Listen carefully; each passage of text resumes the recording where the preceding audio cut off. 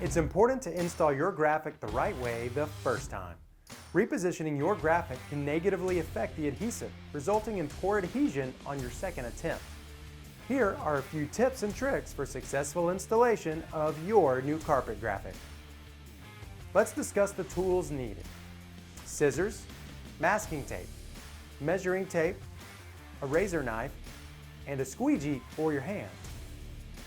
First, make sure you're installing your graphic out of direct sunlight and temperatures less than 80 degrees. Not following this can allow the graphic to stretch or distort, giving you undesired results.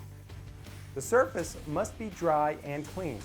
We recommend a vacuum or a lint roller to remove any loose dirt, and then use the paper towel test for dryness. Feel of the paper towel, and if there's any dampness, wait for it to dry and try again. Now, it's time to measure the graphic into your desired place. While the graphic is on the liner, it can easily slide out of measurement, so applying masking tape down to the ends to anchor it is important. Next, we're going to lay down the hinge right down the center.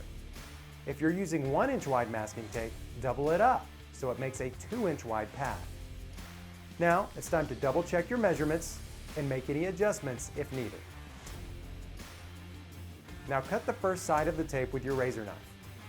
Fold half of the graphic back and peel the liner back. Cut away the liner with your scissors and remove. Swing the graphic back down into place, matching the ends of the tape, and pat it down lightly or squeegee in place. Both work just fine. Now remove the hinge and do the same for the other side. After the graphic is down, gently remove the masking tape from the graphic. Lastly, it's important to seal the edges. Push down the edges and walk all over the graphic for final adhesion. If you decide to remove your graphic, removal of your graphic is easy. Simply grab a corner and pull the graphic off. If you follow these steps, your carpet graphic should be successfully adhered.